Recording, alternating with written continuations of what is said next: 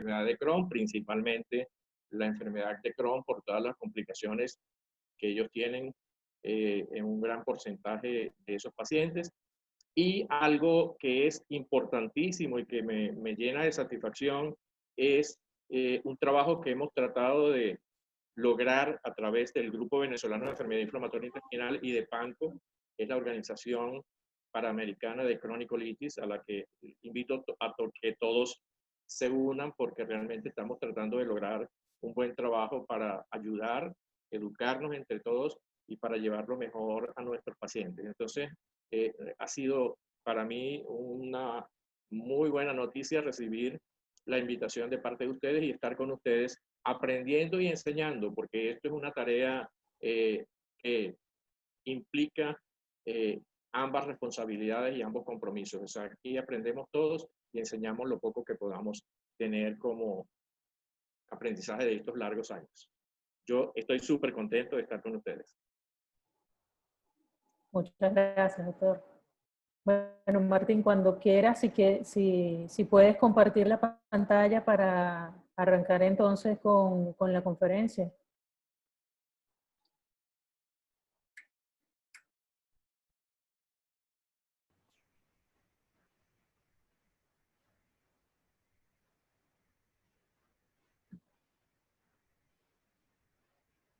¿Me escuchan? ¿Aló? ¿Se oye? ¿Se oye bien? Ok, perfecto. Bueno, ante todo, buenas tardes. Mi nombre es Martín Rivas, residente de segundo año de coloproctología del Hospital Domingo Luciano. El día de hoy tengo el privilegio de llevarles o hablar un poco de lo que es la enfermedad de Crohn, sobre todo cuándo operar y qué opciones quirúrgicas actuales podemos tener para este grupo de pacientes, que es un reto para el cirujano actual y sobre todo para el cirujano coloproctólogo, y esa unificación multidisciplinaria que se necesita en conjunto con gastroenterología y radiología, precisamente para aportar a estos pacientes un diagnóstico y tratamiento oportuno en el momento, en el tiempo ideal, para garantizar una efectividad en dichos pacientes. La enfermedad de Crohn corresponde a la enfermedad inflamatoria intestinal y comparte conjuntamente con la colitis ulcerosa y la colitis indeterminada este lugar. Aproximadamente en el mundo hay 300 casos por 100.000 habitantes, aunque hay literaturas recientes del año 2019 que dicen que la incidencia puede llegar a ser más elevada. Es una enfermedad crónica, es incurable, tiene periodos de recaída y de remisión. Es una enfermedad transmural, afecta todas las capas del intestino y puede afectar desde la boca hasta el ano. Tiene una etiología poco clara que involucra factores genéticos, que involucra factores ambientales, pero hasta hoy en día todavía no se sabe exactamente la fisiopatología de dicha enfermedad.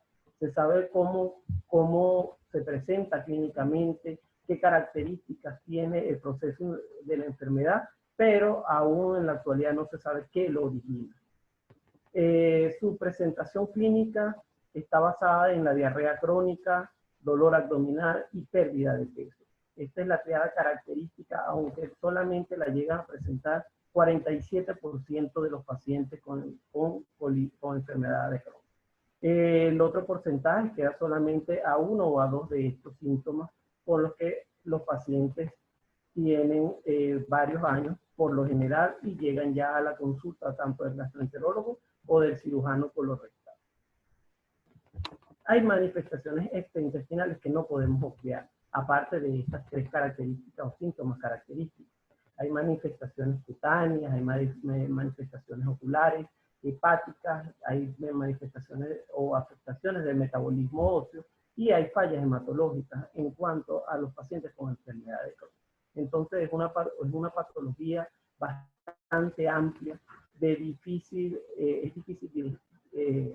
canalizarla desde un principio porque presenta muchos tipos de síntomas que el paciente puede llegar a presentar, por lo cual hay que tener bastante cuidado al momento de inicio o de la llegada de estos pacientes a la consulta.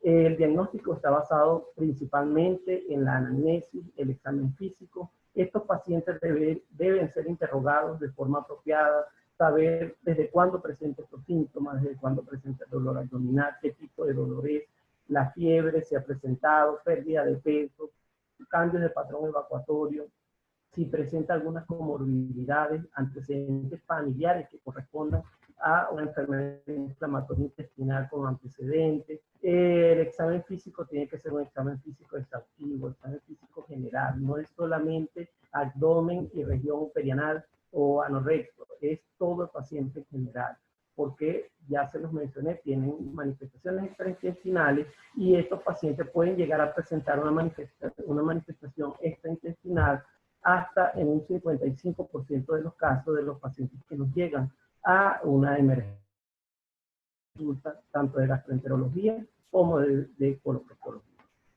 Y una gama de estudios complementarios que en la actualidad ha avanzado mucho, que nos ayudaría a finiquitar lo que es el diagnóstico definitivo para un mejor tratamiento de estos pacientes.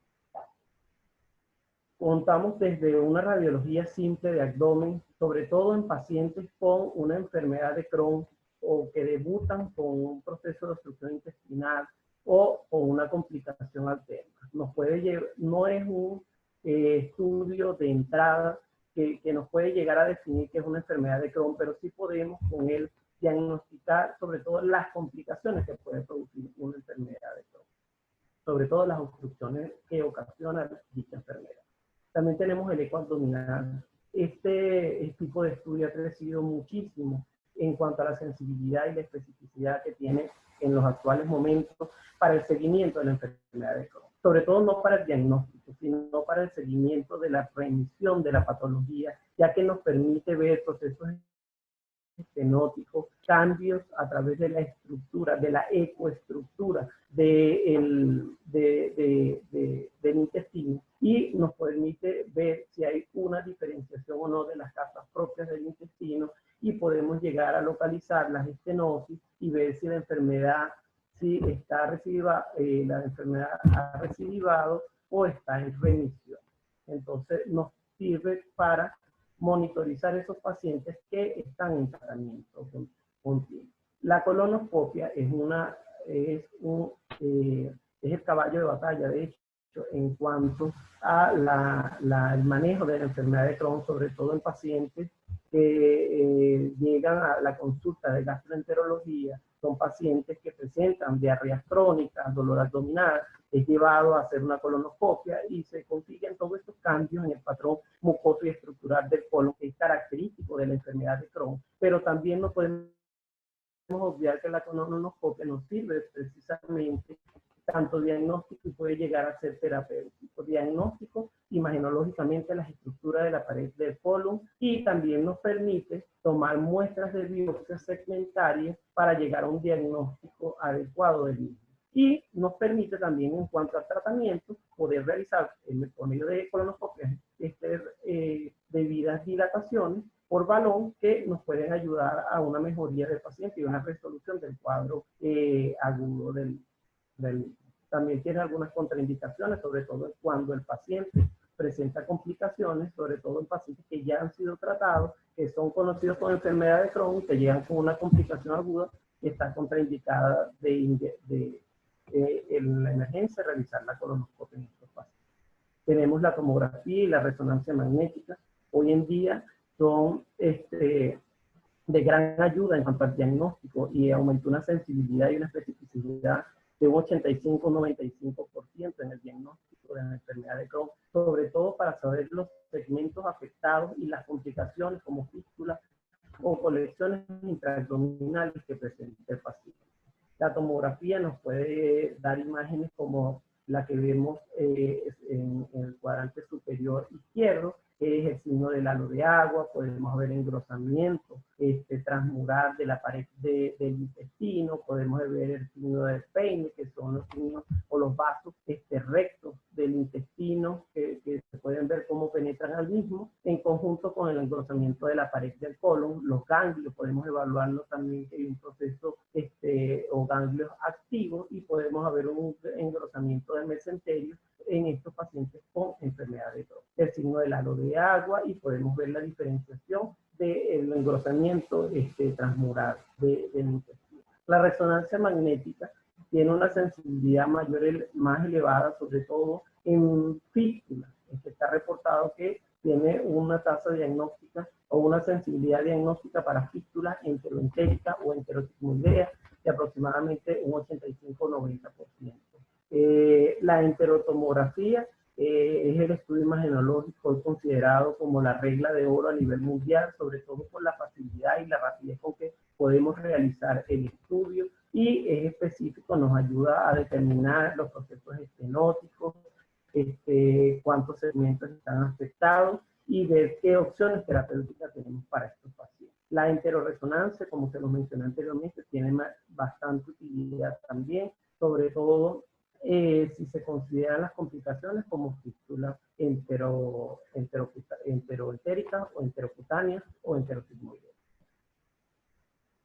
La clasificación de Montreal nos permite en la enfermedad de Crohn, sobre todo, ubicarnos en cuanto a cuáles son los grupos etarios que donde se presenta o en las cuales se puede presentar la enfermedad de Crohn. No lo subdivide, sobre todo porque hay complicaciones inherentes o resoluciones quirúrgicas que se plantean dependiendo del caso. Y también nos permite saber la localización. ¿De qué nos sirve la localización? Precisamente de garantizar si ese paciente puede realizarse el tratamiento médico, endoscópico o quirúrgico de entrada, y cuál tratamiento se le podría garantizar a este paciente, o se le podría discutir con él a ver si se le pudiera plantear de ingreso o llevar a otro tipo de tratamiento en conjunto con el paciente.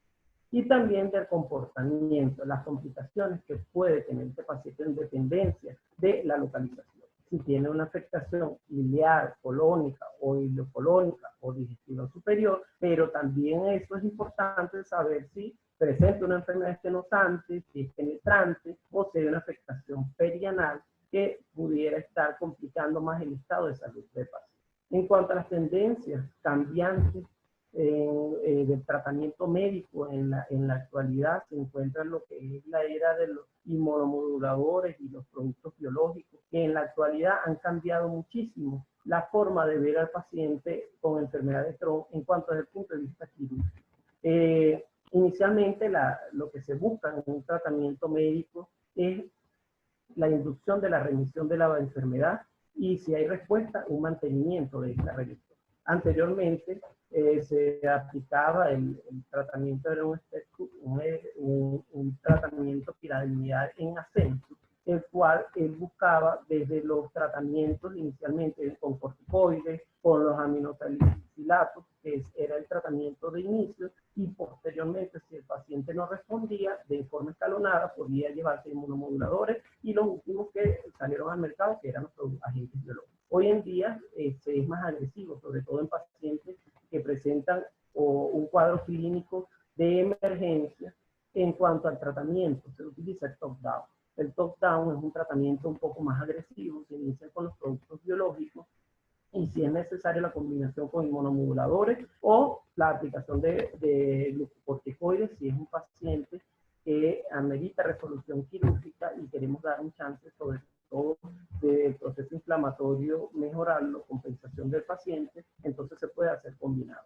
Pero hoy en día es un tratamiento que ha ayudado a un grupo considerable de pacientes a no ser quirúrgico de emergencia, sino compensar a estos pacientes y llevar al paciente a una actividad o acto quirúrgico en las mejores condiciones. Actualmente las guías de la Organización de Colitis Crohn Europea es el canal regular por lo cual nos regimos para el tratamiento médico de la enfermedad de Crohn.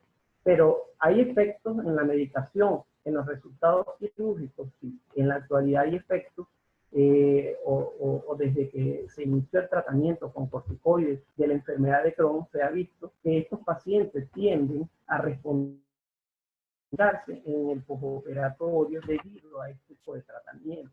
Hay numerosos estudios que involucran tanto los glucocorticoides, los esteroides, y a los mismos productos agentes biológicos en el preoperatorio como uno de los motivos de las complicaciones postoperatorias.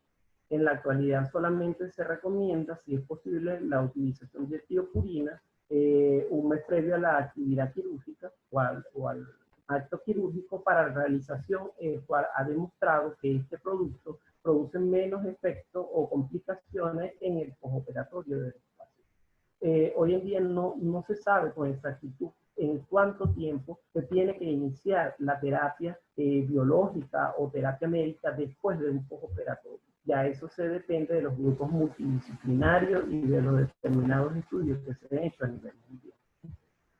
La Organización de Colitis y Crohn Europea, ellos recomiendan aproximadamente de 6 a 8 semanas de postoperatorio para iniciar de nuevo el tratamiento biológico o inmunomodulador. También, pero ¿cuándo consideramos que el paciente es quirúrgico? Si estoy hablando que esto es un enfoque multidisciplinario. Bueno, tenemos que saber exactamente que estos pacientes, por la sintomatología y por ser la mayoría de la clínica crónica, no les va a llegar por lo general al gastroenterólogo. Entonces, bueno, yo le pregunté a dos exponentes grandísimos de la gastroenterología venezolana, precisamente, ¿cuándo consideran que el paciente es quirúrgico? Entre ellos el doctor Guillermo Beitía, el cual contamos hoy con su presencia, y la doctora Beatriz Pernalé. El doctor Guillermo Beitía, presidente de la Sociedad Venezolana de Gastroenterología, él dice que, bueno, los pacientes con complicaciones como fístulas, enfermedades constantes, con clínica de obstrucción, masa palpable, no respuesta al tratamiento, la enfermedad extensa por enterotomografía, son pacientes que hay que considerar siempre el acto quirúrgico para no hacer un tratamiento tardío. La doctora Beatriz Pernalete, por su parte, ellos dicen que somos tímidos en Venezuela para ofrecer cirugía. La doctora refiere no tener muchos pacientes operados, pero lo que tienen son hallazgos, sobre todo pacientes que se llevan a una emergencia por otro tipo de patología o complicación y termina siendo una enfermedad de Crohn. Pero ella sugiere que los pacientes que tienen que ser llevados a mesoperatorio por complicaciones por enfermedad de Crohn son fístulas, estenosis, sospecha de cáncer, colección intraabdominal y por lo general la doctora sugiere el drenaje percutáneo por tomografía para garantizar a ese paciente una estabilización y posteriormente una resolución definitiva del mismo para garantizar un éxito quirúrgico y remisión de la enfermedad.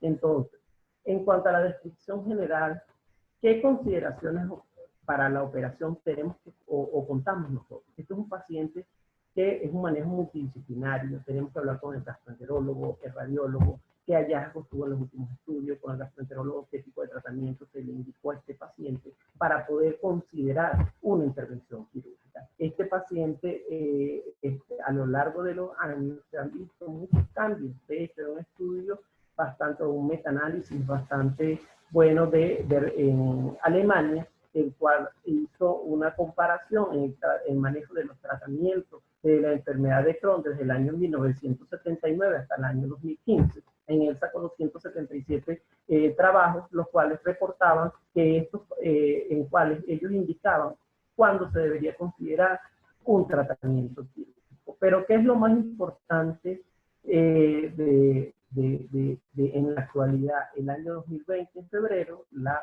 Organización de Colitis y Crohn europea realiza una actualización en cuanto al manejo quirúrgico, al tratamiento quirúrgico de la enfermedad de Crohn, en cual tiene un objetivo específico. ¿Cuál es el objetivo específico? En vista de toda la historia que tenemos del manejo quirúrgico de estos pacientes.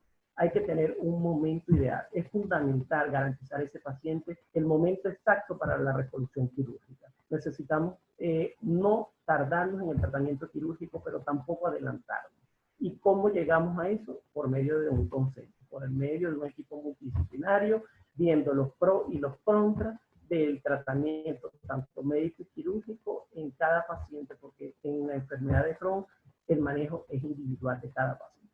Las demoras de tratamiento, no causar demoras por querer probar con otros tratamientos médicos y el paciente en franco deterioro. Este es un paciente que no podemos tener demoras en el tratamiento porque la tasa de complicaciones y de mortalidad aumenta en las condiciones del paciente. Esto es un paciente que tenemos que garantizar, además del momento ideal, no tener demora de tratamiento, acondicionar al paciente. El paciente llevarlo en el mejor estado nutricional a un acto quirúrgico. ¿Para qué? Para tratar de preservar lo más que podamos el intestino delgado y tener tasas de recurrencia menores. En la actualidad, con el apoyo de los agentes biológicos y la cirugía, hemos tenido una tasa o una reducción de pacientes quirúrgicos que anteriormente se manejaba una tasa de un 67%, actualmente de un 28 a un 32% de los casos. Entonces tenemos como objetivo inducir y mantener la remisión de la enfermedad para controlar los síntomas y disminuir las complicaciones de dicho paciente. Es una enfermedad compleja y heterogénea, como se los mencioné anteriormente, un enfoque multidisciplinario y entre todos tenemos que decidir cuándo hay indicación quirúrgica, pero también desde el año 2015, el año 2017 también fue actualizado y este año, febrero del 2020, cuando se tiene que operar pacientes de forma electiva y cuando se tiene que operar pacientes de una cirugía de emergencia. Hay criterios bastante actualizados para precisamente garantizar que este paciente tenga un éxito. En cuanto a la cirugía electiva, tenemos el fracaso en la ingestión médica, una obstrucción o pacientes con obstrucciones crónicas, fístula, abscesos, cáncer y displasia y disminución de la calidad de vida del paciente. De hecho, hay estudios en la actualidad que los pacientes reportan hasta un 80% haber mejorado la calidad de vida y querer haberse, indicaron que ellos debieron haberse operado con anterioridad precisamente porque los síntomas mejoraron muchísimo después del acto operatorio. Y entre la cirugía de emergencia tenemos las obstrucciones agudas, las perforaciones, hemorragias, sobre todo las hemorragias masivas y las poliquistosas.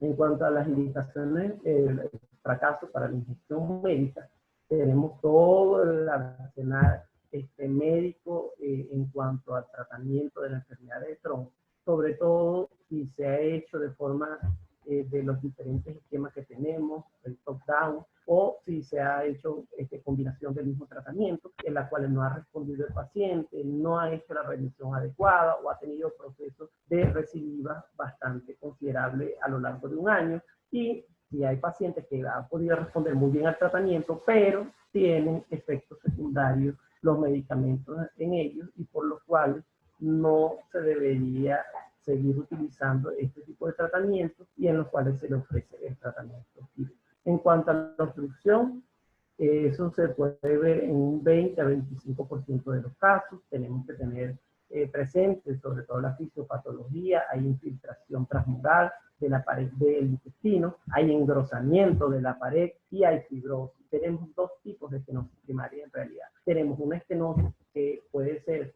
por una inflamación aguda o podemos tener ya cicatrizar o tipo de estenosis fibrótica que tienen otro tipo de tratamiento. Y hay otras etiologías que nos pueden producir obstrucción como la displasia y el cáncer y la estenosis de la anastomosis previa que haya tenido en pacientes sobre todo ya operados de complicaciones con la enfermedad de Crohn. Los abscesos representan el 7 al 25% de las complicaciones o indicaciones para la cirugía. En la actualidad se ha hecho una evolución bastante considerable, sobre todo en las últimas 2 décadas, en las cuales se ha utilizado muchísimo el drenaje percutáneo, tanto guiado por ecografía como por tomografía, y la estabilización de este paciente para poder ser resuelto de forma definitiva. Esto ha garantizado un éxito en las intervenciones posteriores de los pacientes hasta en un 80% de los casos. Esto también garantiza que este paciente llegue en las condiciones óptimas nutricionales a una intervención electiva futura. En cuanto a las fístulas, representan el 15 al 24% de los casos, sobre todo suceden de forma aproximada a la estenosis, precisamente por el aumento de la presión intraluminaria y el engrosamiento de la pared no permiten la distensibilidad colónica adecuada y se realizan microperforaciones y por ende posteriormente colecciones y realización de fístulas tanto enteroentéricas como enterosigmoidea o enteroatmosféricas. Estos pacientes por lo general tienen que ser resueltos de forma quirúrgica, pero en la actualidad el manejo de las fístulas con enfermedad de Crohn ha sido modificado. Anteriormente, todo paciente con fístulas diagnosticadas tenía que ser llevado a mesoperatorio. En la actualidad se dice que las fístulas dependen. Hay fístulas enteroentéricas que comprometen 20, 30 centímetros solamente de intestino delgado, que no interfiere en el estado nutricional del paciente, puede dársele este chance y no intervenir ese paciente de entrada. Ahora, si hablamos de unas fístulas que comprometen más de 100 centímetros de asa de intestino delgado, o es una fístula enterosigmoidea que compromete el estado nutricional del paciente, hay que hacer resolución, resección de la fístula y anastomosis posterior. La perforación corresponde al 1 al 3% de los casos, es una indicación quirúrgica de emergencia. Estos pacientes, por lo general, es la tasa más baja, sobre todo porque se producen microperforaciones y estas microperforaciones pueden ser complicadas con fístulas. Es más fácil conseguir fístulas que las microperforaciones, pero cuando suceden perforaciones considerables puede comprometer el estado del paciente, aumentar la sepsis, la morbilidad y la mortalidad de estos pacientes, por lo cual termina siendo un criterio quirúrgico de emergencia. Y el sangrado puede presentarse hasta un 80% de los pacientes con enfermedad de Crohn, pero no de forma masiva. De forma masiva se presenta solamente un 2 a 13% de los casos, con una media de 5%. Y la causa de una colectomía o resección segmentaria de estos pacientes es debido a una hemorragia masiva. También como opción terapéutica tenemos la angiotomografía, precisamente para evidenciar dónde está el vaso sangrante y ver si podemos rescatar algo de colon, o hay que hacer una colectomía total en vista si no conseguimos el vaso sangrante que compromete el estado hemodinámico del paciente. Igual que hay que revisar compensación hemodinámica para poder garantizar que ese paciente en mesoperatorio va a tener buena evolución operatoria. En cuanto a la colitis tóxica, para la Organización Europea para Colitis y Crohn, la define la colitis tóxica como un paciente con número de posiciones mayor de 6 al día, con abundante sangrado, con una temperatura mayor a 37.5 grados, con una frecuencia cardíaca mayor a 90, con una hemoglobina disminuida a menos de 10 miligramos de hemoglobina, una velocidad de segmentación globular mayor a 30. Entonces se dice que estos pacientes, sobre todo con enfermedad grave mayor a 14 puntos, tienen que considerarse como una colitis tóxica con potencialidad letal. Entonces estos pacientes inicialmente se les realizaba un manejo quirúrgico con una colectomía o una proctocolectomía total. Que se demostró en los últimos años que estos pacientes tienen que dársele terapia médica de emergencia, sobre todo con esteroides, para tratar de disminuir el proceso inflamatorio y hacer un rescate del paciente, y posteriormente una resolución quirúrgica tardía que garantice a este paciente llegar en las mejores condiciones a quirófano. Tenemos el cáncer y displasia, es un riesgo bastante elevado para pacientes con enfermedad de Crohn. El 0.8 pacientes por 1000 habitantes pueden presentar una displasia o cáncer colorectal y tienen un riesgo mayor que una persona normal. Los pacientes con enfermedad de Crohn hasta 3 veces de presentar una displasia o cáncer en cualquier tracto gastrointestinal. Sobre todo en asa delgada puede tener 0.8 por 1000 habitantes, y en pacientes con sea colorectal se ha visto de un 0.5 por 1000 habitantes. Pero ¿cómo podemos manejar estas estenosis, que sobre todo son las complicaciones mayores en estos pacientes según su localización y característica? Tenemos manejos endoscópicos de estos pacientes, y si falla el manejo endoscópico podemos hacer resolución quirúrgica. El intestino delgado, si tiene estenosis menores de 4 centímetros, se plantea dilataciones endoscópicas con balón, y si este fallo tiene mayor a 4 centímetros pero menor de 10 centímetros, se puede garantizar o plantear estructuroplastia. Si presenta mayor de 10 centímetros, se debería realizar una resección segmentaria del segmento, o una resección del segmento afectado.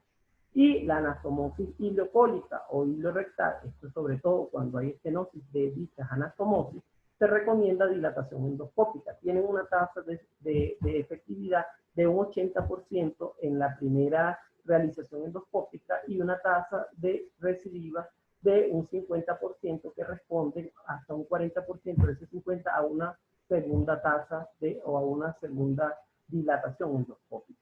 Si esto falla o hay presencia de displasia a nivel de la anastomosis, se recomienda resección del segmento o resección colónica. Y si hay afectación colónica, si es menor de 4 centímetros, también está indicada la dilatación endoscópica. A diferencia del intestino delgado, tiene una tasa bastante elevada de efectividad la dilatación endoscópica en el colon, con una tasa inicial del 76%. Y se dice que estos pacientes solamente necesitan una sola sección o una sola dilatación para el manejo de dicha estenosis. De la mano con el tratamiento médico del paciente con enfermedad de Crohn. Y si hay fallo o displasia, bueno, la resección o segmentaria del colon o la colectomía o la proctocolectomía total.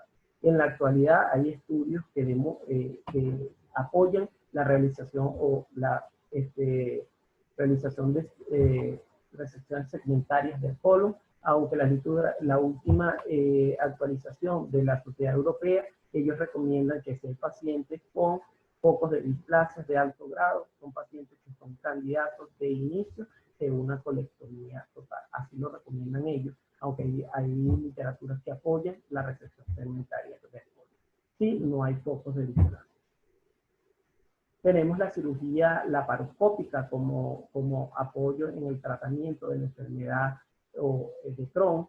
En la actualidad se recomienda que todo paciente, sobre todo los pacientes de electiva, sean llevados a mesa operatoria con cirugía laparoscópica para garantizar que estos pacientes tengan una menor estadía, una tasa de manejo postoperatorio más factible que una cirugía abierta, con menos tasa de complicaciones y menos estadías intrahospitalarias y menos tasas. De hecho, hay trabajos que reportan las recidivas en cuanto a la comparación de pacientes operados con cirugía laparoscópica a cirugía abierta, con un porcentaje que varía en un 5%.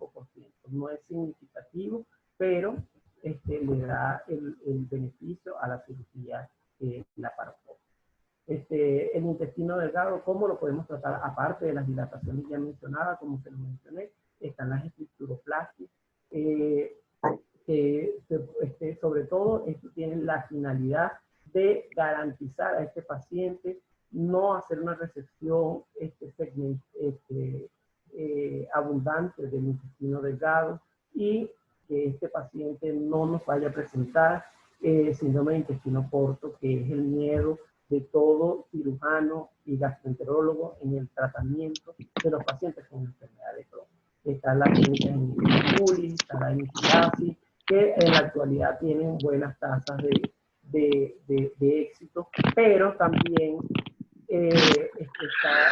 se puede ver en estudios comparativos que los pacientes que son llevados a estructuroplastia tienen una tasa de una segunda reintervención de un 25 a 32%, algo que es parecido a los pacientes que solamente son manejados con resecciones de una porción del segmento intestinal. Por lo cual, solamente con la estructuroplastia lo que garantizamos es preservar el intestino delgado. Como se nos mencionó anteriormente, la tasa de recurrencia. En el año 2016 publicó un estudio de 172 pacientes sometidos a estructuroplastia, en la cual tuvo una tasa de recurrencia reoperatoria que en 5 años fue del 28%, lo que es equivalente a 32 a 53% de pacientes que son llevados a mesa operatoria de inicio con una resección segmentaria. Entonces no tiene una diferenciación bastante elevada que esto no permita una tasa de recidiva mayor. En cuanto a la enfermedad ilioterminal, que es la más frecuente, se hace una resección del ilio terminal y se hace una ilioascendoanastomosis o una iliotransversoanastomosis en dependencia de la resección que se realice. Anteriormente se utilizaba la anastomosis terminal, hoy en día se considera que la técnica adecuada para la realización de una anastomosis es una técnica lateral con engrapadora, sobre todo porque Choi en el año 2016 publica un estudio de 7 ensayos con 1.125 pacientes, en los cuales indica que la anastomosis grapada de lado a lado tiene menos tasas de fuga anastomótica en la enfermedad de Crohn o en pacientes con enfermedad de Crohn, tiene menos tiempos intrahospitalarios y menor tasa de reintervención por recurrencia, por lo cual consideran que los pacientes con engrapadora tienen una tasa o tienen menor proceso inflamatorio localizado en el momento de la anastomosis, por lo cual consideran que todo paciente debería realizarse una anastomosis con engrapadora porque por lo menos este estudio tuvo una P de 0.03% bastante significativo para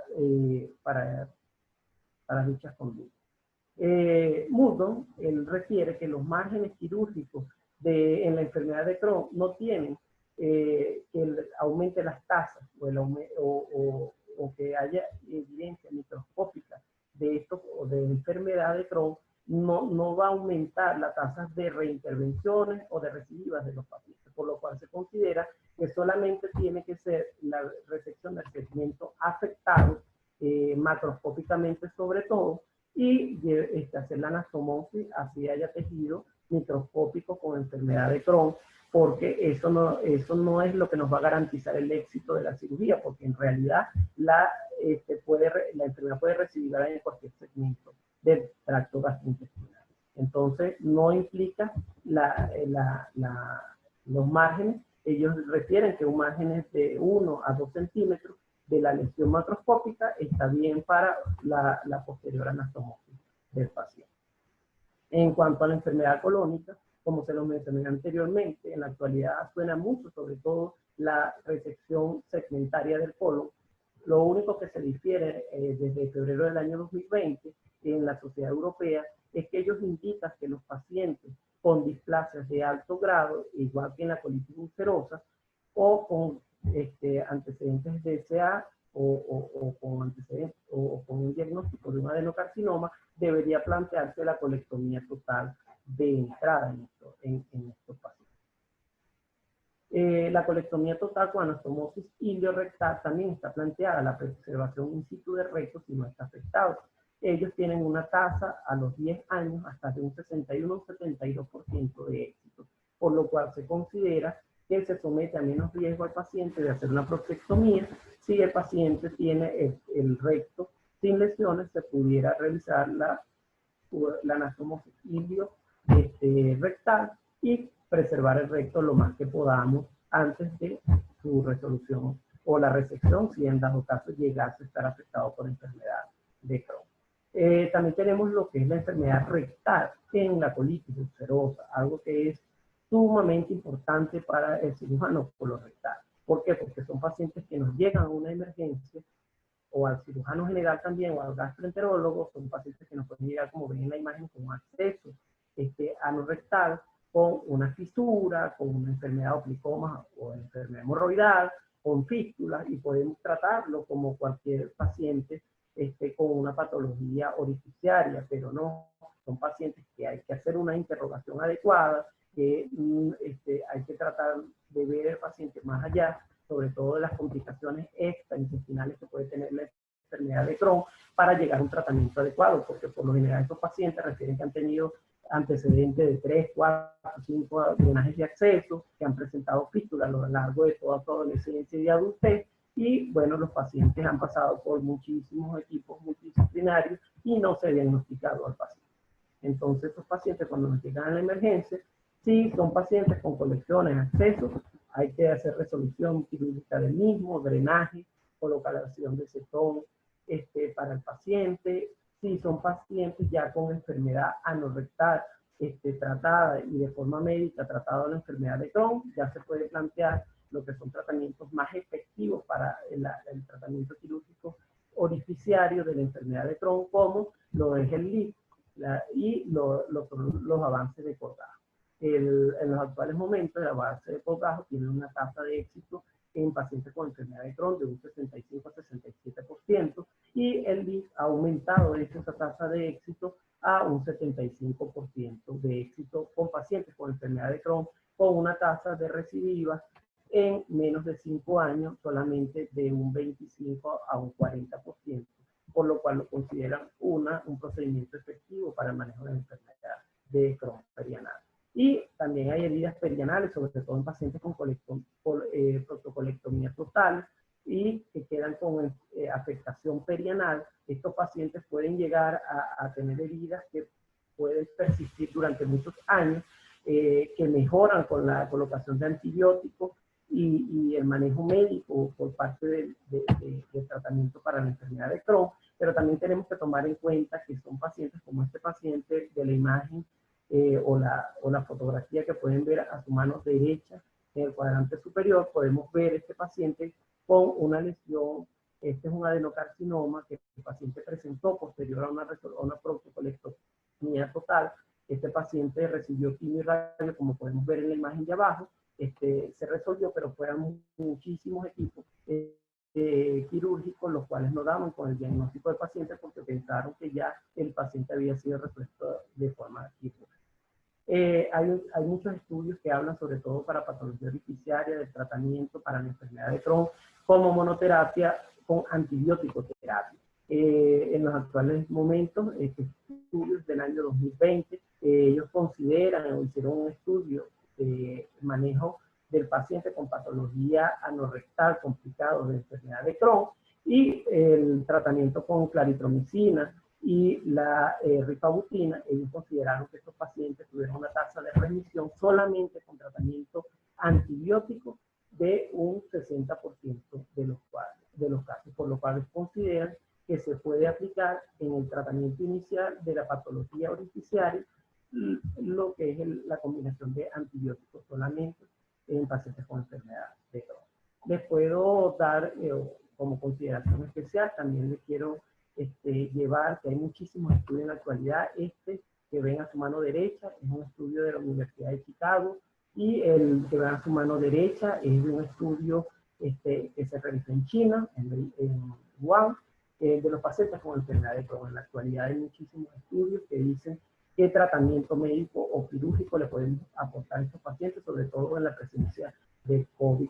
Hay estudios bastante considerables. Esto se lo hago acotación para que los puedan buscar y los lean, porque son bastante, nos va a ayudar sobre todo en los actuales momentos. Como conclusiones, la enfermedad de Crohn es una enfermedad inflamatoria intestinal crónica que afecta a las porciones del tracto gastrointestinal desde la boca hasta el ano. No es un paciente que solamente vamos a verlo patología orificiaria o en abdomen. Es un paciente que puede presentar más complicaciones de lo que podemos ver. Es un manejo multidisciplinario, no se nos puede olvidar. Gastroenterólogos, radiólogos y cirujanos colorectal tienen que ir de la mano para un tratamiento óptimo y garantizar un éxito en estos pacientes. La intervención quirúrgica para la enfermedad de Crohn debe tratar de aliviar los síntomas y preservar siempre que sea lo posible el intestino delgado. Esa es la característica de este tipo de cirugía que podemos aplicar en estos pacientes. Y la evaluación preoperatoria, que incluye imágenes apropiadas, evaluación nutricional, así como las consideraciones de los medicamentos actuales y las comorbilidades, juegan un papel clave en la planificación operatoria del paciente y en el éxito que tengamos con cada uno de estos pacientes con enfermedad de Crohn. Muchísimas gracias.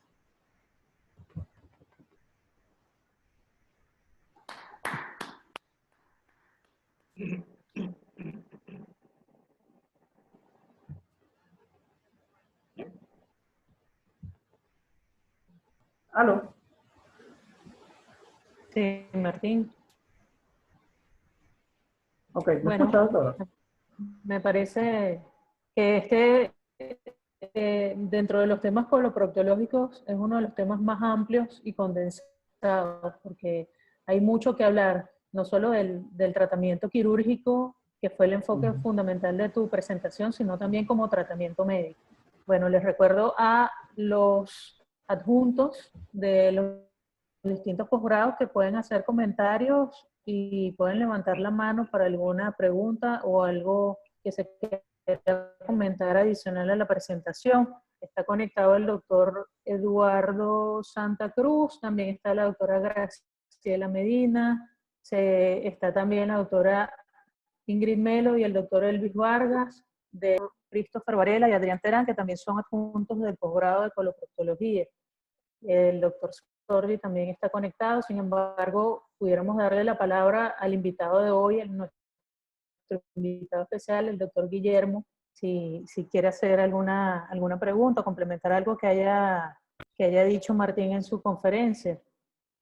Claro, lo primero que debo decir es que estoy súper contento con este estado del arte que nos ha presentado el doctor Martín. Es definitivamente motivo de orgullo tener residentes que parecen adjuntos. Cuidado si saben un poquito más que los adjuntos. Porque te felicito, Martín, fue una conferencia excelente. Nos diste un repaso muy, muy práctico de la enfermedad de Crohn. Yo no tengo mucho que aportar después de esa excelente presentación. Se me ocurre que como puntos claves para llevar a la casa, recordar que sí, hay un aumento en la prevalencia en el mundo y Latinoamérica no escapa a ese incremento por todas las situaciones que viven nuestros países latinoamericanos. Esto nos lleva a ese gran trabajo que mencionábamos de la creación de equipos multidisciplinarios para hacer cada vez mejor lo que estamos haciendo en enfermedad inflamatoria intestinal. Si revisamos un poquito la fisiopatología, la etiopatogenia, tú lo decías muy bien, hay una predisposición genética y una alteración de ese sistema inmunológico con una permeabilidad mucosa alterada que es la que va a permitir que esos agresores lleguen a ese intestino y desencadenen toda esa inflamación crónica que conocemos. Hay una teoría infecciosa y en este momento es importante. Hace una semana tuvimos un webinar de microbiota por el Día Mundial de la Salud Digestiva y discutíamos con varios expertos lo importante de profundizar cada vez más el tema de la microbiota, no solamente en enfermedad inflamatoria intestinal, en muchas otras patologías, como lo sabemos. Y bueno, falta, después de esa teoría inmunológica y esa teoría genética y esa teoría infecciosa, una teoría que hemos descuidado un tanto y que debemos tomar muy en consideración, es la teoría psicosomática que generalmente está acompañando a nuestros pacientes, porque cuando profundizamos ese mundo de esa persona, muy probablemente hay un disparador que pudo haber contribuido al inicio de esa enfermedad, motivo por el cual yo pasé muchos años sufriendo solo en la consulta de enfermedad inflamatoria intestinal que hago todos los martes en el Hospital Vargas, pero un día me decidí y me fui a psicología de la Universidad Central de Venezuela, esa gran universidad que todos queremos, y les dije al departamento de psicología clínica, señores, yo continúo la consulta de enfermedad inflamatoria intestinal si ustedes me apoyan y me mandan un equipo de psicólogos porque yo necesito urgentemente ese recurso humano conmigo. No les digo la experiencia tan buena que hemos obtenido con esa gente valiosa, apoyándonos en el manejo conjunto de estos pacientes que casi siempre tienen algo en esa esfera psicológica que necesita esa mano del psicólogo para salir adelante. Entonces, esa fisiopatología es un tanto compleja, inmunología, no hay duda, está presente, la infecciosa pudiera intervenir como el disparador en alguien que está predispuesto genéticamente con un sistema inmunológico alterado y una permeabilidad mucosa comprometida. En la parte diagnóstica es bueno recordar que no hay datos específicos ni de colitis ulcerosa ni de enfermedad de Crohn. O sea, si bien es cierto, vemos aftas que me hacen pensar úlceras longitudinales, el empedrado, la estenosis, sí, pero eso puede ser otra cosa. Y entonces es ahí donde debemos pensar siempre, y es lo que le digo a mis estudiantes de pregrado y de posgrado, abrir el abanico del diagnóstico diferencial y pensar que no toda ileitis es enfermedad de Crohn. Y en nuestros países latinoamericanos, por supuesto, uno de los principales diagnósticos que debemos descartar es la tuberculosis intestinal. Entonces, obligatorio para todos los gastroenterólogos, no la colonoscopia, la ileocolonoscopia. paciente en quien tú sospechas una enfermedad de Crohn, se le hizo colonoscopia y no se le hizo, vio el ileum, se perdió el estudio. Hay que repetir el estudio porque el ileum hay que verlo obligatoriamente, tomar biopsia y cultivo para descartar la posibilidad de una tuberculosis. El otro punto importante es el patólogo en la enfermedad inflamatoria intestinal. Muchas veces, pobrecitos los patólogos, hablamos muy mal de ellos y decimos, no, es que no tenemos un patólogo que nos aporte la información que queremos. Bueno, ellos no nos pueden dar más de lo que les estamos enviando en esa muestra. Ellos nos están informando lo que tienen a la mano. Pero sí es importantísimo que dentro de este equipo tengamos un patólogo enamorado de la enfermedad inflamatoria intestinal. Eso nos va a ayudar considerablemente a mejorar la parte diagnóstica. Creo que ese punto del diagnóstico diferencial es de suma importancia y recordar, no toda ileitis es enfermedad de Crohn. Ya en la parte del tratamiento, creo que Martín lo hizo brillantemente. Pues mira, ¿qué decir? Que tenemos una pirámide terapéutica que sí, es buena, varios recursos farmacológicos. En la punta de esa pirámide está el recurso que nos ha dado tan buenos resultados como son los biológicos y la cirugía, que muchas veces dentro de los errores que cometemos en el manejo de la enfermedad inflamatoria intestinal, que a manera de recordatorio debo decirle, y en esto insistimos mucho, hay errores que cometemos. ¿Cuáles son? Subtratar. Subtratar implica dar dosis más bajas de las terapéuticas. Muchas veces nos refieren pacientes que están recibiendo mesalazina, por ejemplo, en enfermedad, en colitis ulcerosa, 1 gramo de mesalazina cada 12 horas. En las crisis, y esto hay que recordarlo a los médicos, tratamos con la dosis adecuada o preferiblemente buscamos otra alternativa, pero estamos subtratando con dosis muy bajas. A esto se agrega, por supuesto, el comentario de la situación de Venezuela, pero bueno, antes cuando teníamos los fármacos también se estaba cometiendo el error de subtratar. Entonces, corrijamos el subtratar utilizando las dosis terapéuticas que realmente ese paciente debe recibir. En la crisis, si vamos a utilizar mesalazina, 4 a 4.8 gramos, en el mantenimiento 2 gramos. Un punto en relación a la mesalazina no es buena, los aminosalicilatos no son buenos para enfermedad de Crohn. Y hay mucho paciente con enfermedad de Crohn que está recibiendo mesalazina. A menos que, y así lo considera también nuestra Biblia, que es la ECO, cuando la enfermedad de Crohn es localizada, es decir, aquella que tiene menos de 30 centímetros, pudiéramos usar mesalazina y otras indicaciones muy escasas, pero la mesalazina en general no funciona.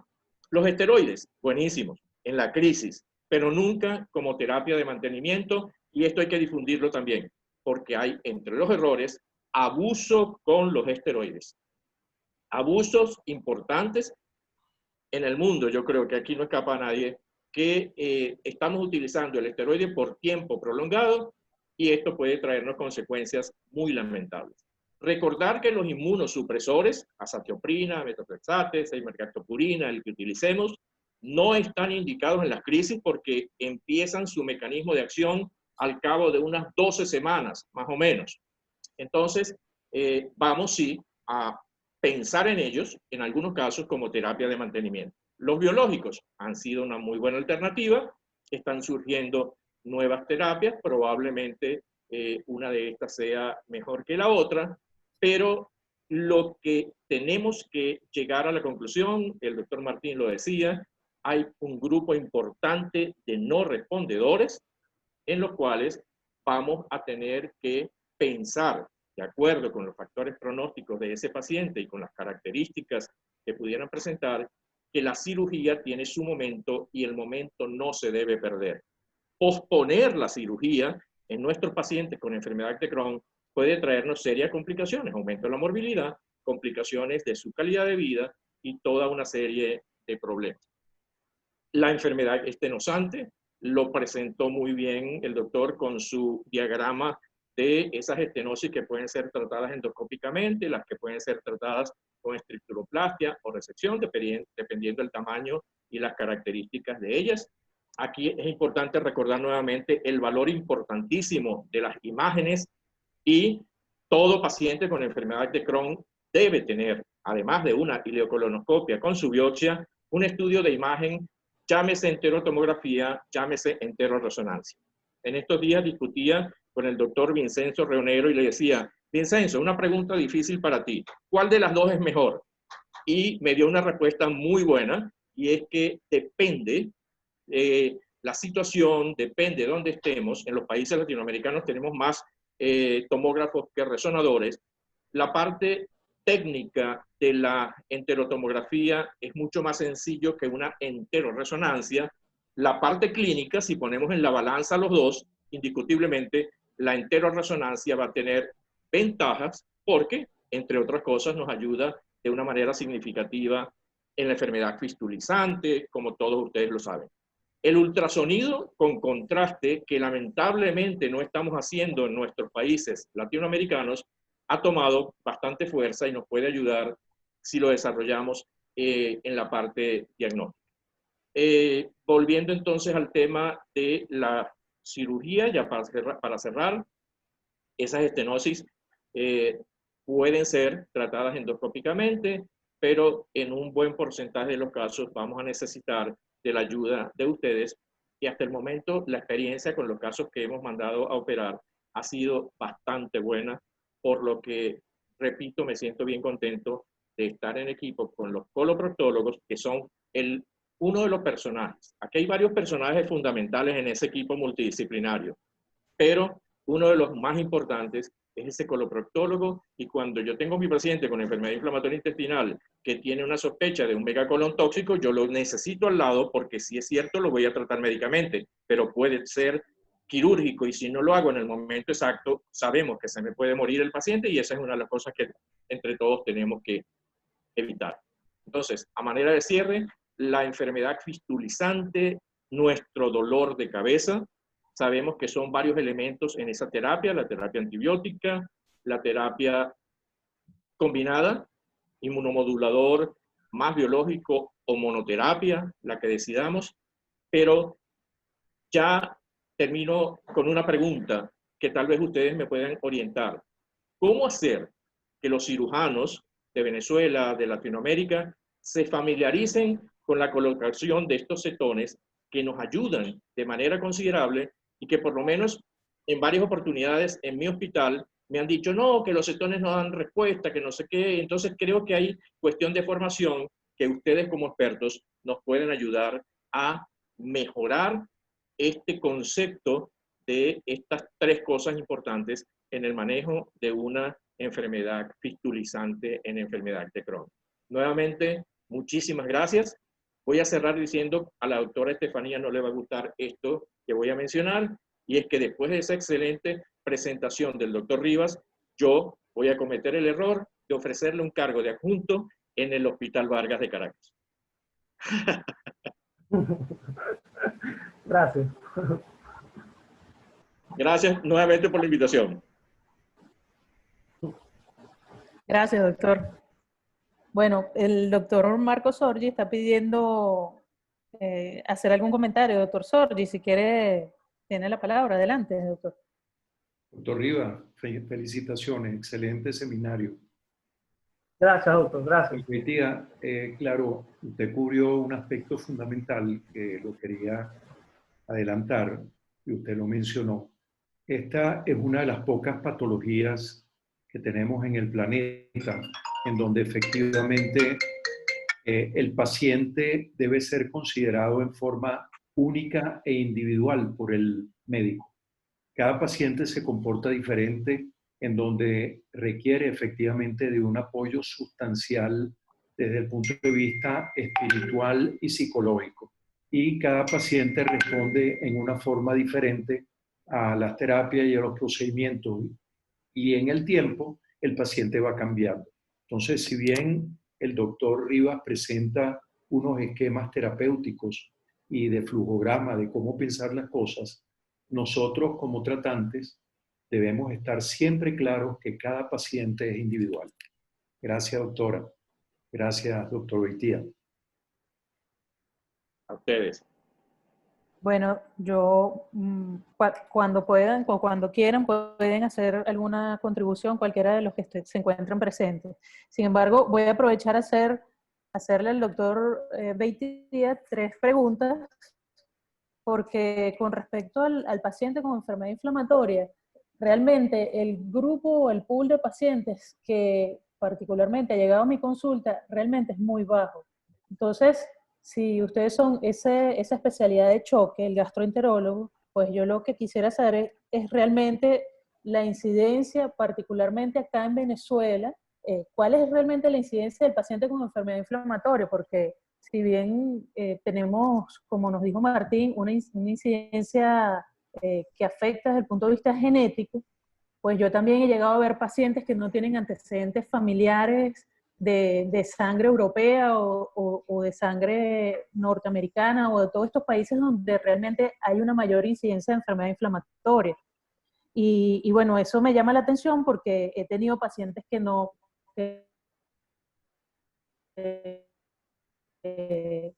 tienen esta genética que influye o forma parte de esa epidemiología de los pacientes. La otra es con respecto a las estenosis ileales, con qué frecuencia se puede manejar de manera endoscópica estos pacientes con estenosis ileales y cuáles ustedes llegan al punto de decir, no, bueno, hasta aquí ya hice la intención de hacer estas dilataciones y bueno, hay un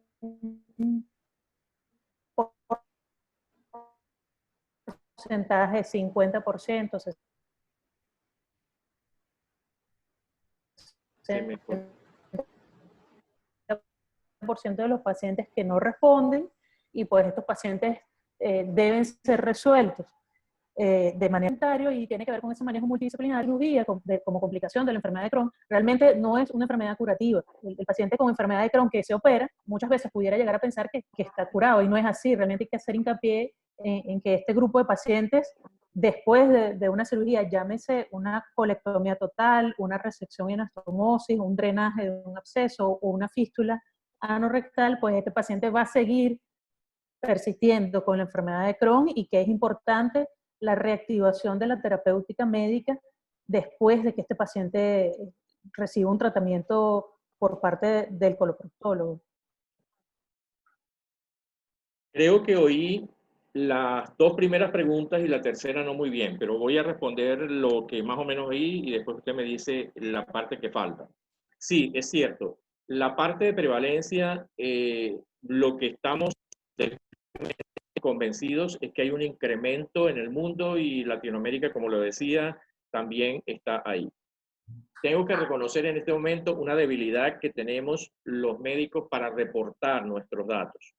Hemos insistido notablemente en que podamos tener las cifras en Venezuela. No ha sido nada fácil como grupo venezolano. Mucho tiempo, incluso con México y otros países hicimos el IBD Latam que presentamos casualmente, se iba a presentar en el DIDO de este año, con una epidemiología, con unas cifras que demuestran que la prevalencia es baja y que pudiera estar en un 0.4%, 0.5%. Son cifras no exactas, son cifras que, como les digo, tienen su registro porque ha sido un tanto difícil la recolección de esos datos. Hace 2 semanas hicimos una interesantísima reunión con motivo del Día Mundial de la Enfermedad Inflamatoria Intestinal con pacientes en un foro chat que resultó ser una muy buena experiencia y un llamado a que sigamos haciendo ese tipo de reuniones con los pacientes. Y estuvimos en contacto con las asociaciones de pacientes de las diferentes ciudades del país y yo creo que eso nos va a ayudar a que pronto podamos tener una data aproximada de lo que está pasando en Venezuela en relación al número de pacientes con enfermedad inflamatoria intestinal, donde sí tenemos un 30% de Crohn con un 70% aproximado de colitis ulcerosa. Eso sí es más o menos lo que en el grupo de pacientes que hemos venido evaluando podemos responder. La parte de la genética, absolutamente cierto, no en todos los pacientes está presente, pero sí en un porcentaje bastante considerable. Eso nos dice que ha cambiado un tanto la epidemiología y que ya puede ser que tengamos un paciente con una enfermedad inflamatoria intestinal que no tenga esos antecedentes y en él también debemos hacer la evaluación correspondiente. En la parte de las estenosis, el tratamiento endoscópico mejora cuando esa estenosis tiene menos de 4 centímetros. Casualmente en Venezuela, en la Clínica Metropolitana, el doctor Jorge Landaeta tiene un trabajo bien interesante con un volumen de, si mal no recuerdo, 20 y tantos pacientes con enfermedad de Crohn, donde las estenosis menores de 4 centímetros tienen y han tenido una buena evolución. Muy pocos requirieron ir a cirugía. El punto es, las estenosis cuando son múltiples, cuando son mayores de 4 centímetros, que son un buen porcentaje de ellas, no están indicados estos tratamientos endoscópicos. Creo que la pregunta final era lo importante del tratamiento después de la intervención quirúrgica para evitar la recurrencia. Esto es absolutamente cierto, necesario, y hay que educar a nuestros pacientes. Un porcentaje que cuando les damos las cifras a los pacientes, le decimos, bueno, mira, en este momento tienes una intervención quirúrgica, todo ha ido evolucionando bien, pero la recurrencia se presenta en un porcentaje de hasta un 50-60% de los pacientes con enfermedad inflamatoria intestinal, y la forma de evitar que este porcentaje sea tan alto es indicando la terapia para evitar la recurrencia. Eso es una parte educativa que debemos como equipo multidisciplinario sembrar, porque se ve en ese porcentaje que he mencionado y podemos luchar para que esa recurrencia postoperatoria no sea tan alta.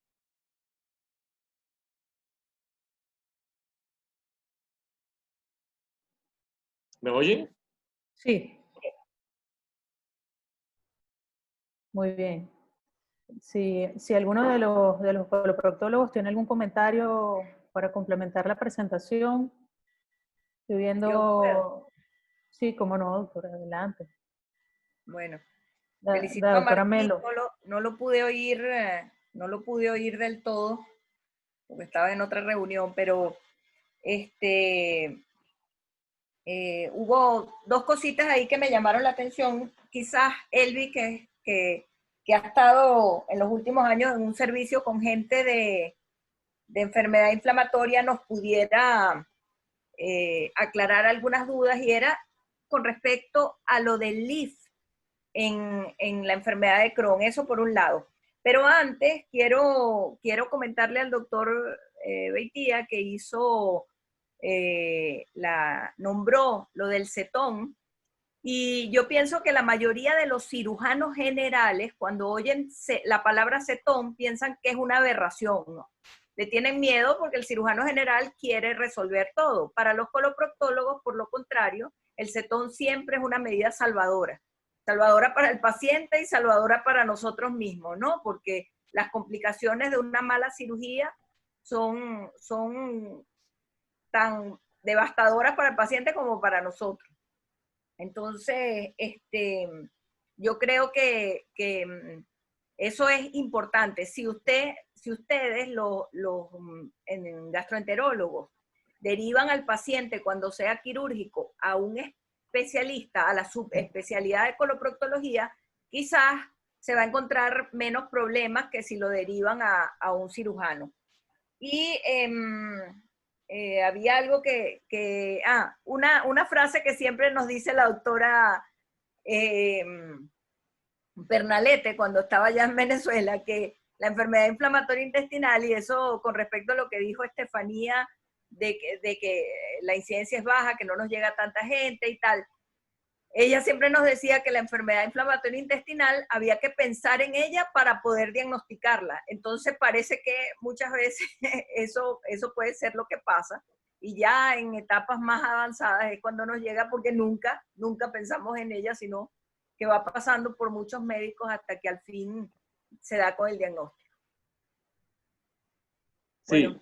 Ese punto de la doctora Melo es absolutamente importante, y Beatriz tiene totalmente la razón en afirmarlo. Esa es la historia natural que estamos viendo en nuestros hospitales. Llega el paciente después de 3 años de una diarrea crónica y una pérdida de peso, y que hace 6 meses tuvo una amibiasis, y hace 4 meses tuvo la otra amibiasis. Resulta que ese paciente hace 3 años ya tenía la enfermedad inflamatoria intestinal y nos está llegando en una fase tardía. Qué bueno hubiese sido que lo recibiéramos en la fase de inflamación y no de estenosis como nos está llegando en este momento, confirmada por una ileocolonoscopia y confirmada por una enterotomografía. Pero eso es un punto que hemos pensado qué hacer al respecto para tratar de controlar o disminuir esa probabilidad. Un programa de educación en enfermedad inflamatoria intestinal para los médicos generales, para los médicos de familia, para los médicos internistas incluso, con la intención que nos refieran los pacientes precozmente y no tardíamente como está ocurriendo en este momento. Hola. ¿Puedo hablar? Adelante, doctora, adelante. Buenas tardes. Antes que nada, una disculpa por haberme unido un poquito tarde. Igual que Ingrid, no pude escuchar el total porque estábamos en una reunión que se prolongó más de lo que esperábamos. Bueno, yo quería felicitar al doctor por la exposición, agradecer al doctor Guillermo por toda la colaboración. Y nada, aclarar un poquito también algunas cosas que nosotros acá podemos ver, ¿verdad? Nosotros vemos menos Crohn que rectocolitis. Nuestra estadística no es demasiado elevada y también tenemos de repente el inconveniente que nos llegan ya complicadas estas patologías. Ingrid me ganó un poco con lo del cetón, que para nosotros el cetón siempre es una opción valedera. Siempre nuestra opción principal es el esfínter, evitar el daño principalmente de todo lo que pudiera hacer a nivel de la zona anal. Entonces el cetón es una opción valedera para nosotros en muchas ocasiones. Es nada más y saludarlos de paso. Muchísimas gracias.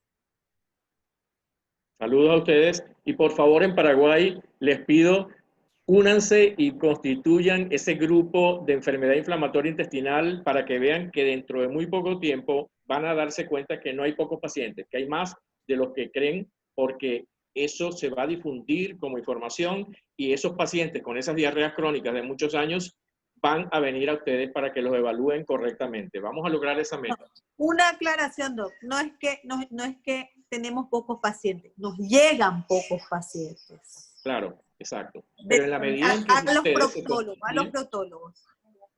Ok, pero en la medida en que ustedes constituyan esos equipos multidisciplinarios, y lo comentaba en el último Congreso de Paraguay con varios de los colegas, y voy a escribirle al presidente nuevo de la Asociación de Paraguay para ver cómo se logra esa meta de crear el equipo multidisciplinario de enfermedad inflamatoria intestinal en la Asunción, porque yo estoy absolutamente seguro que les va a dar muy buenos resultados. Y cuenten con nosotros y con Panco para todo el apoyo que necesiten. Sin duda alguna, ahora vamos a empezar. Empezamos ya una unión de posgrado, o sea que podemos continuar el resto. Muchísimas cosas buenas.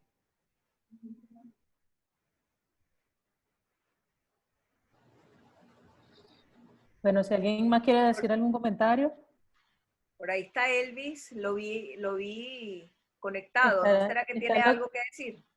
Está el doctor Elvis Vargas conectado. Siempre pero él tiene cosas buenas que decir. ¿Dónde estará? No tiene la cámara activada ni el micrófono. Me imagino que, no sé, está ocupado. También se había conectado el doctor Germán Millán, pero creo que se desconectó ahorita. Ya está Elvis activo. Hola. Hola, doctor Vargas. ¿Cómo Hola, estás? Sí, lo escuchamos. Muy bien. Saludos a todos. Felicitaciones, Martín, por tu presentación. Guillermo, saludos. Gracias, Tiempo sin verte. Un abrazo, amigo. Ya hablas español, ¿eh? Cuidado. No, para nada, para nada. Lo único que se me puede salir es un vale de vez en cuando. De ok, vale, ya. Exacto. Muy completo tu presentación, Martín. Y bueno, y las acotaciones del doctor Guillermo, ni se diga. No sé qué otra cosa puedo decir al respecto, con respecto a los cetones y eso. Recordamos cuando estemos manejando fístulas por enfermedad inflamatoria intestinal, sobre todo por Crohn, que es el que más afecta al segmento distal del tracto digestivo. Recordar que tenemos que evaluar 3 cosas. La afectación del recto, si hay proctitis asociada o no, si hay estenosis es la otra, y si hay infección asociada, es decir, si hay acceso. Generalmente están por lo menos 2, la infección y la proctitis. Por lo tanto, cuando evalúas a un paciente con fístula, con enfermedad fistulosa, de entrada el procedimiento va a ser la colocación de un cetón, con la intención de que mejore la infección en ese momento, si está asociado a un acceso, realizar tratamiento médico, sea biológico, sea inmunosupresor, etc. Y posteriormente decidir un tratamiento quirúrgico definitivo. ¿Vale? Por lo tanto, la colocación del cetón es primordial en estos casos. No ponernos a inventar cuando tengamos un paciente en primera instancia, hacer ningún procedimiento definitivo, porque recordemos que generalmente son fístulas muy, muy complejas. ¿Vale? No sé cuál es la disyuntiva ya, doctor, con los cirujanos que le están enviando, pero la colocación de cetón es uno de los procedimientos más sencillos que existe en la proctología. La verdad que es localizar trayecto, orificio externo, interno, o dejar un sedal allí y listo, sin hacer mucho. Alegrar bien el trayecto antes de colocarlo y ya. Por lo tanto, Vale, Elvis, creo que te mando la respuesta por un mensaje directo, porque realmente no ha sido fácil. Ya. Creo que hay que hacer cursos, estos cursos que se hacían antes en la sociedad, que son muy importantes, de proctología para cirujanos generales. Eso es una buena idea. Sí, como sociedad se hacía, está el doctor Sorge, el doctor Milla creo que también estaba, de hace muchos años se venían haciendo, que son cursos básicos donde se explicaban las patologías más frecuentes proctológicas a cirujanos generales. Y entre esas eso, las colocaciones de cetones en enfermedad fistulosa. Yo creo que hay que retomar eso en toda Venezuela, porque muchos de estos pacientes llegan a los cirujanos generales, lamentablemente. Recordar además que aproximadamente un 5 o 9% de esas enfermedades fistulosas perianales en Crohn pueden ser el debut de ese paciente. Por lo tanto, cuando tengamos una de esas fístulas muy complejas que debutan con acceso, tener siempre en mente que podemos estar en la presencia de una enfermedad fistulosa por Crohn. Y lamentablemente esto generalmente le llega a los cirujanos generales. Y es así. Entre tu tratamiento, Martín, recordar, bueno, no lo comentaste, pero en presentaciones anteriores sí, creo que fuiste tú mismo, ¿no? El que habló del uso de células madres en enfermedades fistulosas perianales. Sí, yo, ¿no? yo, doctor, eso. yo. Bueno. Yo creo que Sí, ya sí. volver a comentar a eso está de más, porque creo que todos lo tenemos claro, pero el tratamiento con células madres en fístulas por Crohn, pienso que es el tratamiento ahorita, el boom, el que está en boga, el que mayor trabajo se están haciendo en la actualidad para corroborar ya los que están hechos, o sea, se están haciendo grandes metaanálisis, incluyendo no solo en países en Europa, sino en Estados Unidos, inclusive para ver si la FDA termina de aprobar el medicamento, que ya tiene 2 años aprobado aquí en Europa, pero aún en Estados Unidos la FDA no lo terminó de aprobar porque quería que los estudios fuesen hechos en ciudadanos norteamericanos. Por el tema de la idiosincrasia, el tema genético de cada uno y eso. Y hay varios trabajos, inclusive en Estados Unidos, con el oficial, se me fue el nombre, Darbastrocel, que es el tratamiento de células madres para fístulas perianales, con una tasa de éxito, al menos en los trabajos realizados aquí, cercana al 50%, que es bastante alta a la hora de hablar de un tema tan complejo como es este. Sí, doctor, yo le quería preguntar con respecto al tratamiento de la fístula, que la doctora Melo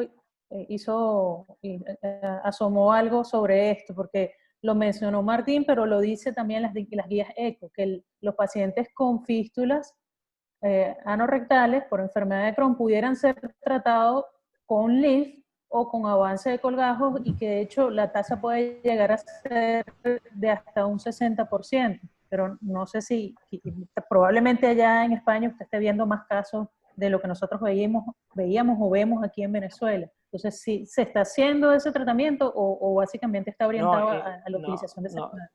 No, todas las técnicas quirúrgicas, Estefanía, que tú conoces para fístulas se siguen usando en Crohn, igual. Desde la fistulotomía, pasando por el LIF, por el colgajo mucoso, con todas las indicaciones que ya conoces. Que lleguen a una tasa de éxito de 60% en Crohn, lo dudo. No sé si la ECO habla de ese número, pero creo que no es así, porque cuando tú tienes una enfermedad fistulosa por Crohn, es una fístula muy compleja, y a veces el LIF, ya tú conoces que el LIF tiene ya bien establecido cuáles son los criterios para mejorar la tasa de éxito. Son fístulas cortas generalmente, transefitéricas cortas, posteriores generalmente, inclusive en hombres. Es lo que dice la literatura. Son las donde dan mayor tasa de éxito Y en patología por no Crohn, el LIF tiene una tasa de éxito del 70%. En estos pacientes, hombres, fístulas cortas transesfintéricas, generalmente en cuadrantes posteriores, en los mejores trabajos. O sea, que dudo que en Crohn tenga un 60, o creo que comentaste tú. O sea, las tasas de éxito de cualquier técnica en Crohn es muy, muy variable y ninguna supera el 50%. Ninguna. Y es por eso que cada día salen nuevas terapias. Y es por esto de la terapia biológica ahorita y todo. Que apenas este trabajo que se realizó acá alcanza un 48%, para ser más exacto, con 54 semanas de seguimiento en los pacientes, en el trabajo con mayor cantidad de pacientes, que tuvo 102 pacientes en un brazo con las células madre y 102 pacientes con placebo.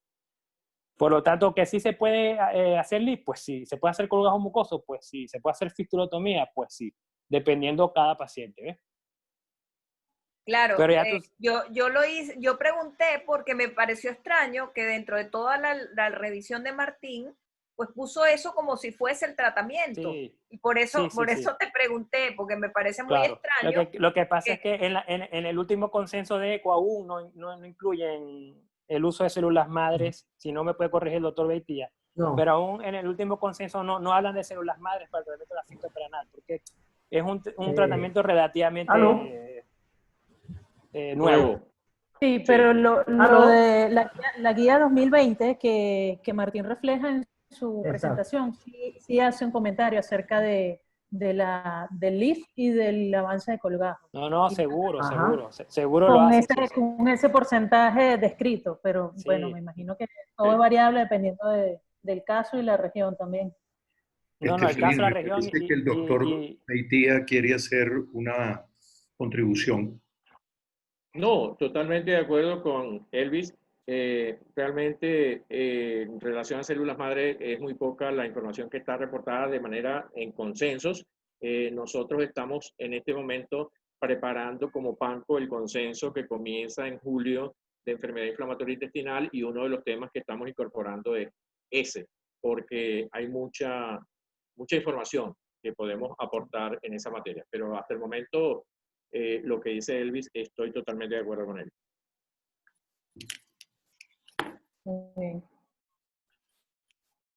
Con respecto a las estenosis por Crohn, enfermedades ileales, ya el doctor lo explicó, 4 centímetros, pero difícilmente consigues un paciente con una sola estenosis de 4 centímetros, o una de esas solitarias de 4, es como que es lo que cualquier endoscopista busca, pero generalmente son múltiples y muchas veces inclusive superan los 4 o 5 centímetros. O sea, que lo importante en estos casos es estudiar bien al paciente, pedir la enteroresonancia, como el doctor le explicó, o la enterotomografía, y hacer un mapeo del paciente. Y dependiendo de este mapeo va a ser la conducta a hacer. Si tienes una estenosis única o 2, dependiendo, 3, pero menores de 4 centímetros, se pudiese hacer la dilatación. Perdón. Ahorita hay muchos trabajos, doctor, no sé si usted comentó de eso, doctor Beitía, sobre el tratamiento de inyección directa de biológicos en la estenosis. Aquí hay varios protocolos aún en eso, pues de verdad los resultados no han sido muy alentadores tampoco. Y otro que se está llevando a cabo también es la realización de estricturotomías endoscópicas, con una tasa de éxito un poquito mayor a la dilatación, y que se pueden hacer en estenosis un poquito más, con un poquito mayor de longitud, 5 o 6 centímetros, inclusive en estenosis. Con los inconvenientes que incluye la estricturotomía, ¿no? El sangrado, el riesgo de perforación, etc. Sí, pero no hay diferencias significativas hasta el momento. No. Vamos a ver qué pasa con la inyección. Pudiera seguirse realizando en estudios con los biológicos. Vamos a ver, pero es un campo de investigación. Eso. Y con respecto a la estenosis en colon por Crohn, sospecha, tú lo dijiste, Martín, pero es importante recalcarlo, sospecha cáncer siempre. Siempre hay que sospechar y estar en mente de que es un cáncer hasta no poder demostrar que no sea así, ¿vale? Entonces la biopsia es importantísima del endoscopista. Y como tú comentaste, si hay displasia, el tratamiento tiene que ser un tratamiento radical. La disyuntiva está en qué hacerse, hacer una colectomía radical del lado de la estenosis o realizar una colectomía o protocolectomía, dependiendo. Hay un protocolo ya bien instaurado, si la displasia es localizada, si hay displasia unifocal, multifocal, si las lesiones son visibles, no visibles, etc. Pero estenosis con displasia es igual a cáncer, por lo tanto es una cirugía radical de ese lado como mínimo. Si no hay displasia, sí se puede hacer si la dilatación falla, se puede hacer la colectomía segmentaria de esa estenosis e inclusive de 2 segmentos, sin problemas. Es lo que el consenso ECO dice en la actualidad. Exacto. Ok, otro comentario que quiero hacer y que, bueno, tengo que decir que aprendí del doctor Vargas, porque el primer caso que operé con enfermedad inflamatoria era una paciente con una estenosis iliacal que pude operar con el doctor cuando estaba acá en Venezuela, y realmente se hizo todo lo posible porque esa paciente se le hiciera una anastomosis con máquina, porque realmente hablan los estudios de que en la medida de lo posible, aunque aquí en Venezuela seguimos haciendo anastomosis manual en los hospitales, y me imagino, no lo sé cómo es la situación en Paraguay, en este caso muy en particular, era una cirugía electiva y pues se hizo lo posible y se le hizo la anastomosis manual con máquina, porque está demostrado que el riesgo de complicaciones en estos pacientes es menor cuando se hace la anastomosis con máquina a hacerlo de manera manual. Entonces, bueno, eso es un comentario que quería agregar. Sí, hacerlo con autosuturadora, Estefa, inclusive intentar usar cartuchos de 100 milímetros. Mientras más anchos, mejor, porque hay menos riesgo en teoría de complicaciones a posteriori.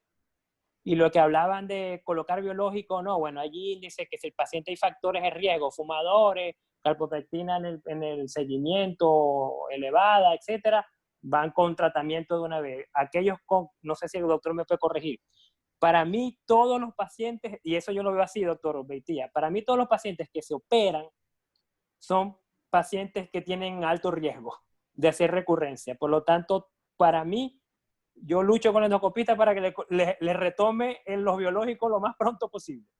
Porque aquí tienen los criterios bien pautados, que si es fumador o no es fumador, que si la calprotectina está elevada o no está elevada. Y bueno, a los 6 meses al año se hace la colonoscopia control y hay un índice de Rutgers, es el nombre, que te da unos parámetros allí y decide cómo está esa anastomosis, dependiendo cómo está, se decide o no iniciar los biológicos, etcétera. Pero en líneas generales, para mí todos los pacientes tienen un alto riesgo y para mí todos deberían ir con tratamiento después de la cirugía. Porque ya sabemos que, como explicó el doctor Beitía, más de la mitad de los pacientes van a tener recurrencia en cualquier momento. Exactamente, el porcentaje de recurrencia es alto y hay que evitar esa recurrencia. En relación al comentario de la calprotectina fecal, bueno, en nuestros países latinoamericanos tenemos muchos problemas, sobre todo en Venezuela, ustedes saben por todo lo que vivimos, que no tenemos calprotectina. Yo lo que siempre comento de una manera familiar, de una manera muy práctica, es que si la tenemos, que bueno, nos ayuda en el seguimiento. Si no la tenemos, podemos vivir sin ella, porque hay otros elementos diagnósticos que nos permiten seguir cumpliendo los pasos para la evaluación correcta de esos pacientes. Y lo que Elvis dice es cierto, no voy a necesitar de una calprotectina para decidir si hay que hacer o no tratamiento para evitar la recurrencia, porque ya tengo cifras que nos dicen que son muy altas y debemos indicarlo en todos nuestros pacientes con enfermedad de Crohn.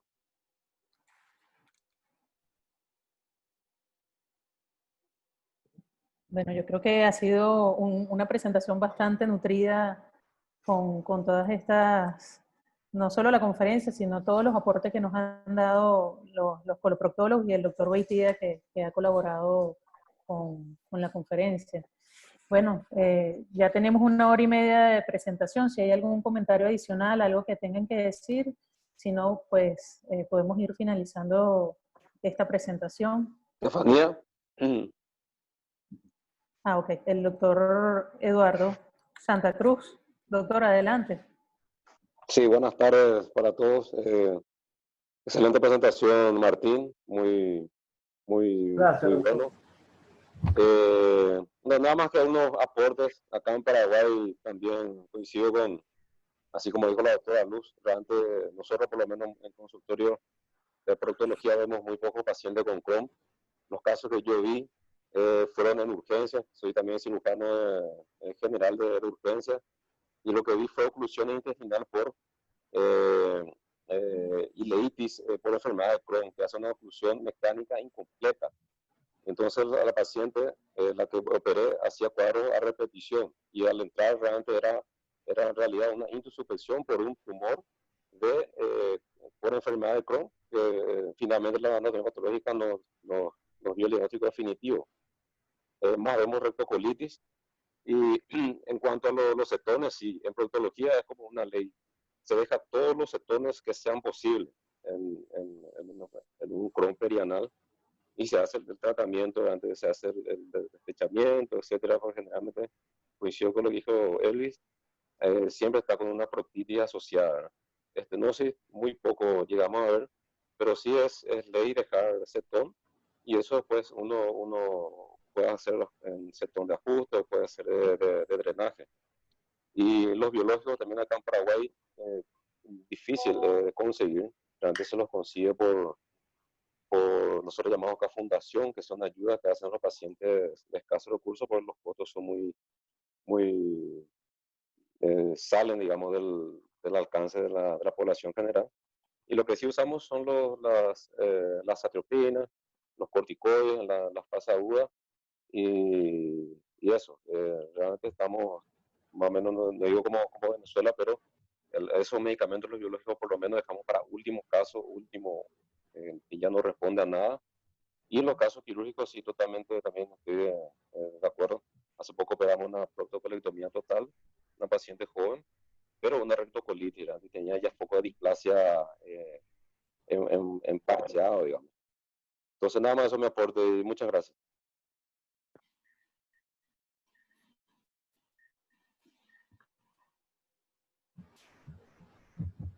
Bueno, entonces, si no hay más ningún comentario, entonces vamos a dar por finalizada la conferencia del día de hoy. Y bueno, me parece que fue bastante satisfactoria esta reunión, esta primera reunión, y que la vamos a seguir haciendo los días lunes a las 12 del mediodía. Por ahora vamos a hacer esta reunión de manera interna entre los hospitales con los invitados que se encuentran en este momento, que son la doctora Melo y el doctor Elvis, y el doctor Germán Millán, aparte de los coordinadores de los distintos hospitales. Bueno, creo que no hay más nada que decir. Muchísimas gracias, Martín. Felicitaciones por la conferencia. Gracias a usted, doctora. Y bueno, se estará pasando por las distintas redes sociales el tema de la siguiente conferencia del lunes de la semana que viene, y la distribución de los seminarios de cada uno de los residentes.